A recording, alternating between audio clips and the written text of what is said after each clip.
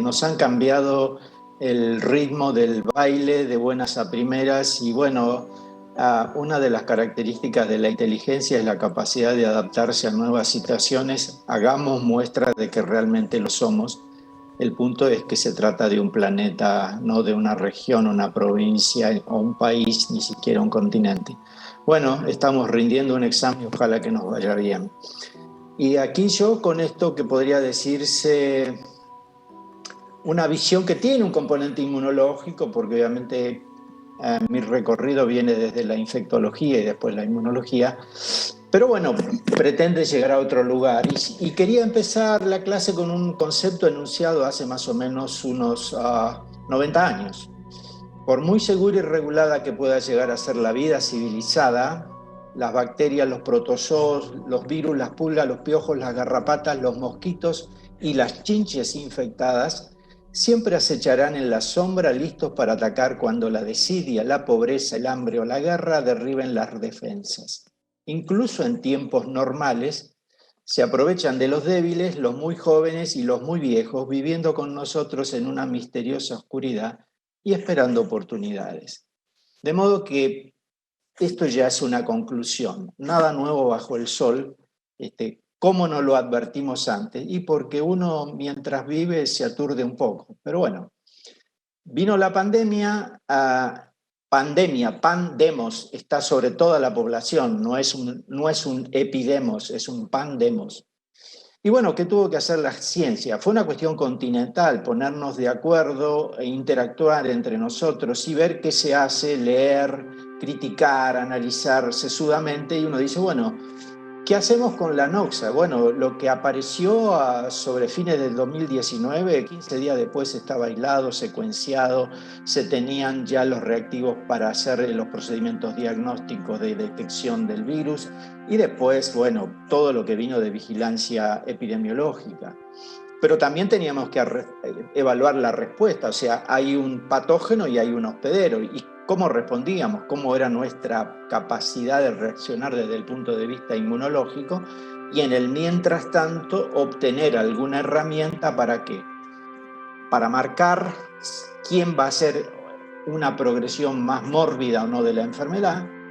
Y después los estudios de validación, los niveles de anticuerpos, los linfocitos T, los benditos anticuerpos neutralizantes y finalmente la intervención. En la medicina hay tres grandes momentos: la descripción, la explicación y la predicción. Si yo hago esto, me puede ir mejor, y entonces el plasma de convalecientes, el bloqueo de citocinas y las benditas vacunas. ¿Qué nos sirvió esto? Para entender que en esto de enfermar con distintos desenlaces clínicos había factores del individuo, factores virales, factores socioculturales y medioambientales, que allí lo enumero brevemente porque no nos vamos a referir uno por uno. Esto es simplemente estamos pasando, no estamos abriendo todas las cajas negras. Pero también aquí uno puede decir, chocolate por la noticia, tenía que ver con nosotros, con el virus y en el lugar donde los movemos. Estamos siempre en los mismos escenarios, por más que en algún momento suene el violín y en otro sea el clavicémbalo. Lo que sí está claro, más o menos, y esto no voy a volver, es que había una primera semana con una activación inmune, y si eso funcionaba bien, la segunda semana estábamos mucho mejor, y si no era así, entrábamos en una zona donde a veces aparecían las eclipses de este individuo que no se defiende bien, se reactivan, aparecen infecciones secundarias, la inflamación se hace persistente, todo eso que se hablaba de la tormenta de citoquinas. Y finalmente, en la medida que iba pasando el tiempo, apareció este bendito COVID prolongado con las secuelas. Y aquí no lo tomamos más, abajo está la adaptación para quien lo quiera leer en más detenimiento. Sobre el tercer trimestre del año pasado, las vacunas.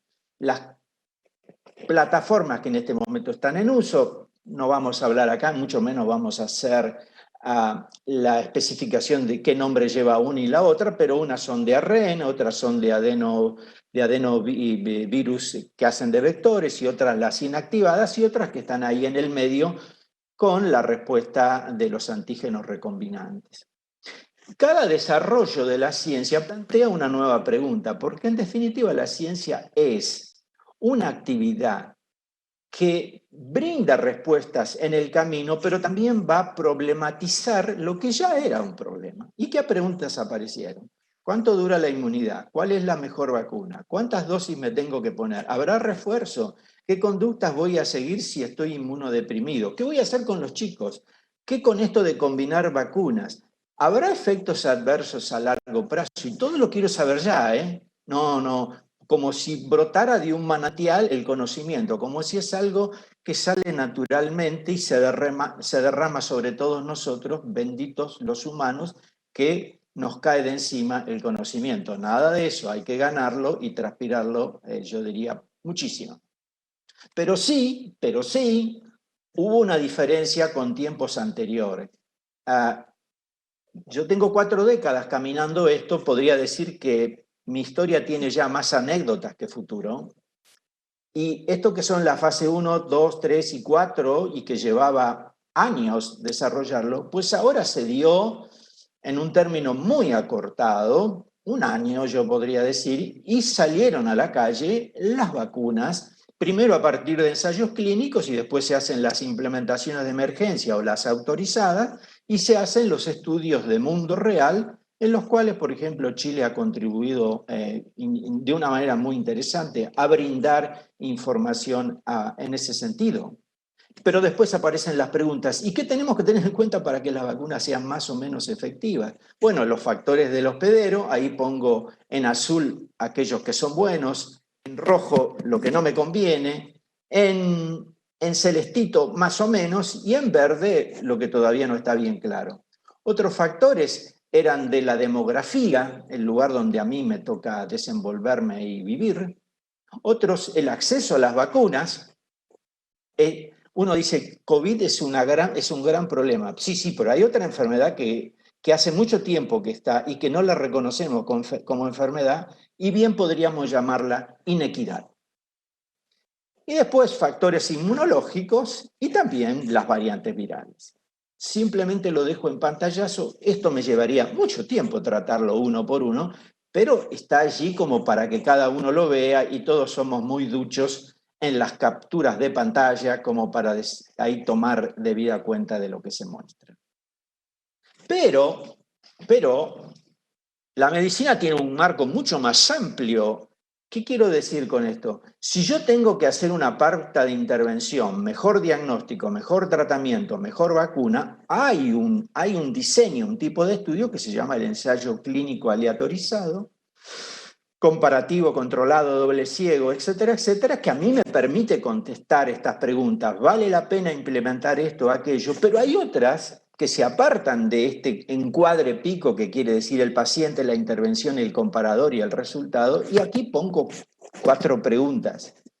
¿La muerte de los pacientes que permanecieron en sus domicilios eran evitables? ¿O qué pasó cuando no había suficiente suministro de protección personal? ¿O qué papel juega la resiliencia en el sistema de salud? ¿O cuánto influye el componente psicológico? Esto no se puede medir como un ensayo clínico. Estos son puntos finales no tan duros, pero que están, no dejan de presentársenos, de topársenos. Entonces aparecieron otra serie de enfoques y ahí hubo gente que dijo, bueno, tengamos en cuenta aquellas políticas conducidas por la medicina basada en la evidencia, y todos estamos de acuerdo en lo que les acabo de mencionar. ¿Pero qué respecto de la investigación conducida por políticas, o sea, evidencia basada en la práctica? Porque esto también es un saber. No todo viene tan pautado, tan bajado. Hay otras que se ganan desde otro lugar. De modo que una vez más, COVID dijo, hay que convivir entre estas dos posturas de obtener conocimiento y de tomar las mejores medidas en su momento y en su lugar. Pero como si esto no fuera suficiente, como la información brotaba a borbotones, aparece la infodemia, una enorme cantidad de información. Y otra palabrita que los epistemólogos llamaron, sin saber que venía la pandemia hace más de 10 años, la infoxicación. ¿Qué quiere decir? Hay que discriminar lo relevante de lo superfluo. Hay que lograr una visión global balanceada, no aceptar conceptos preelaborados o predigeridos, que son muy tentadores. Y aprender que recolectar, cortar, pegar no es aprender. Que hay que preservar la capacidad crítica y que hay que tener un desarrollo muy puntual y muy descontextualizado puede llevar a algo que también se llama un no saber, que epistemológicamente tiene su nombre. Y a mí se me ocurrió volver a esta interrogante de Eliot, hecho en la década del 30. ¿Dónde está la sabiduría que hemos perdido con el conocimiento? ¿Dónde está el conocimiento que hemos perdido con la información? Eliot apenas conoció las radios y los teléfonos. No sabía de la televisión y no sabía que un buen día iban a venir las computadoras, el internet y los celulares. ¿Qué habría pensado Eliot hoy? No sé, se agarraría más aún de la cabeza. Entonces, hagamos un ejercicio epistemológico. ¿Qué es eso? Es un teclado. ¿Es un clavicémbalo o un piano? Bueno, veremos. ¿Y esto qué podría? Bueno, mire, no, eso es un violín, es fácil, ¿no? Mire, la viola da braccio es muy parecida, ¿eh? Es un poquito más ancha, pero es muy parecida. Y me dice, no, esto es un clarinete. No, mire, hubo un instrumento en la Edad Media, la dulzaina, que se parece mucho al clarinete, ¿eh? ¿Y esto qué es? Bueno, no, esto es el anillo de Watson y Crick, que lo presentaron en Nature en 1953. ¿Y esto qué es para alguien no habituado? No, bueno, esto es un termociclador. ¿Y esto? ¿Y este aparatejo? ¿Qué vendría a ser? Este aparatejo yo tuve la suerte de conocerlo cuando era estudiante de medicina a principios de la década del 70 y es un aparato para producir neumotórax. ¿Cómo le vamos a inducir un neumotórax a un paciente? Porque no había tratamientos para la tuberculosis muy efectivos y en el momento que había un neumotórax y no entraba oxígeno, había ahí algo que le iba en contra al bacilo. ¿A dónde voy yo con toda esta lata? Que la historia del pensamiento racional nos dice que conocer es un reconocer. Es decir, yo pongo en relación y estabilizo lo así puesto sin perder de vista que para conocer necesito los conocimientos que ya traigo, si no me resulta muy complicado.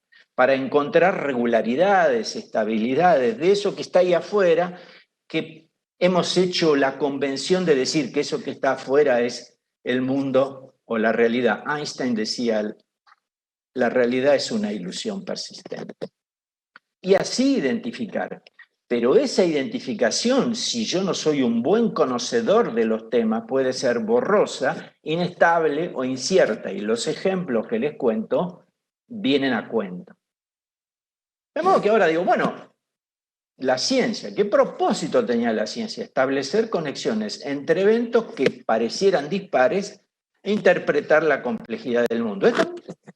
La Ilustración dijo algo de esto. Y después sabemos que ha habido incalculables contribuciones al bienestar humano, pero las formas cada vez más sofisticadas que emplea la ciencia expande la brecha entre el alcance del hecho científico y la comprensión de la sociedad, que es el destinatario final de cualquier desarrollo que se tiene.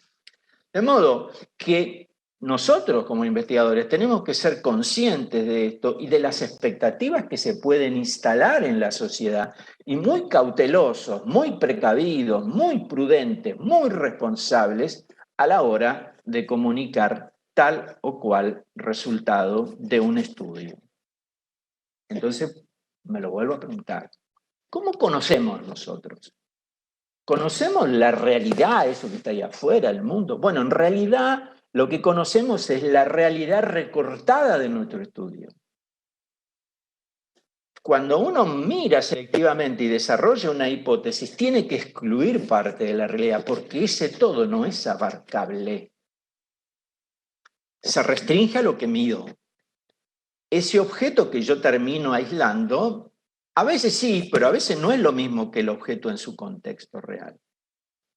Para eso yo debería medirlo de todas las maneras y en todas las formas posibles. De lo contrario, hay una suerte de ficción que nos atraviesa a todos. ¿Son útiles tales ficciones? Sí, obviamente que lo son, pero yo tengo que ser muy consciente de eso en el momento que hago la inferencia, la extrapolación. Y acá traigo a colación este cuadro de Magritte de la perspicacia, que a mí me parece iluminante. Este buen hombre mira el huevo y de una manera inductiva dice, ha de ser tal pájaro, pero bien podría ser un lagarto. Lo que ocurre es que ha visto tantos huevos con esa similitud, ¿qué infiere? Pues la ciencia hace mucho de esto y siempre hay que ser consciente. Cuando uno es consciente, automáticamente le vuelve una buena dosis de prudencia y de cautela. Pues entonces, a la hora de comunicar el hecho científico, hay que tomar nota de los avances en un momento de literatura súper abundante y volver a la carga. Información no es automáticamente conocimiento, sino que yo lo tengo que procesar con lo que viene del exterior, con lo que yo tengo, lo elaboro y sale una respuesta. Es la sola información sin este procesamiento infoxica. Y a las pruebas me remito. En cualquier lugar del planeta esto se ha dado en una dimensión que a veces fue realmente angustiante. Incluso hay muchas páginas de la web con afirmaciones que uno dice, bueno, esto es pseudocientífico. Aquí hay mucho, me parece, pero aquí no hay evidencia. Con el riesgo de que algunos se acostumbran a eso predigerido y ponemos a un costado eso tan saludable de tener un pensamiento crítico. ¿Qué hacemos entonces? Bueno, lo que a mí me parece, y esto es lo que, por cómo yo lo veo, pero puede haber visiones distintas, mejores, superadoras, lo que fuere, hay que interactuar entre comunicadores e investigadores. ¿Se trata de un estudio preliminar o una investigación consolidada? ¿Qué cuerpo de evidencia hay en torno a esto? ¿Hay coincidencias o contradicciones con otros estudios? ¿Qué peso relativo tienen los datos? ¿Y hasta dónde yo puedo inferir sin caer en predicciones o extrapolaciones fuera de lugar? ¿Por qué tengo que preocuparme de esta manera? Porque del otro lado está la población, que ya la tiene demasiado complicada como para que yo ponga el moñito o ponga un ingrediente que hace que el vaso rebalse. Esto va a llevar tiempo y adultez profesional y nos tenemos que poner de acuerdo. Tenemos que hablar, tenemos que establecer una suerte de interdisciplina de igual a igual entre periodista e investigador. Yo siempre digo, lo más recomendable es bajar rápidamente los escalones de la omnipotencia. No lleva a nada, absolutamente a nada. Y si bien no hay una pócima que nos ponga a resguardo de todos estos ingredientes tóxicos, la integridad profesional, la adecuada formación, la experiencia, responsabilidad y la honestidad son elementos imprescindibles. ¿Solo para divulgar? No, también para hablar con pacientes y familiares que la tienen muy, hasta a veces fatal. Cuando yo tengo que dar, tiene que haber un costado ético que lo haga la divulgación y también con esto. No puedo saturar de información, tengo que hablar con cauta, yendo paso a paso. Mucho peor si yo estoy atravesado por cantos de sirena que se han escuchado en distintas latitudes. La comunicación entre enfermo, familia y equipo terapéutico es otro de los pilares fundamentales de la atención. Y también para comunicar a la sociedad o a la familia o al paciente hay que usar un lenguaje verbal apropiado. Para tener un lenguaje verbal apropiado y hacer una buena bajada, está claro que a ese tema yo lo tengo que dominar. Para poder hacer una suerte de simplificación no riesgosa. No riesgosa. Aliviar y consolar será posible si uno entiende que el centro de todo acto médico no es la enfermedad, sino el enfermo. Y como toda crisis, esta pandemia es una excelente oportunidad para poner sobre el tapete nuestros mejores principios: justicia, solidaridad, equidad, transparencia y reciprocidad, tanto desde nuestra pequeña aldea como del gran planeta, de esta tierra que queremos. Y ahora sí, para concluir, ¿podría haber una recomendación? No, digamos, ningún Dixit, estoy pensando en voz alta en todo caso. Me parece que no necesitamos ni románticos nostálgicos, ni teóricos escépticos, ni engreídos vanidosos. Nada de eso. Quizás mucho mejor pragmáticos cautelosos, conscientes de los alcances de nuestros conocimientos y nuestras creencias, no hemos podido hablar de esto porque lleva mucho tiempo, y abierto a nuevas posibilidades, pero sin lanzarnos a lo aventurado. Detrás de todo esto está la gente que tiene la amenaza de una enfermedad, que le han cambiado sus días, que le han cambiado el libreto. De modo que es una oportunidad mancomunada, un llamado a la prudencia y a la responsabilidad conjunta. Y muchas gracias, reitero mi agradecimiento para Congreso Futuro. Ha sido un enorme placer participar con ustedes. Quiera la divina providencia que haya algún tiempo en el cual uno se pueda dar la mano. Muchas gracias.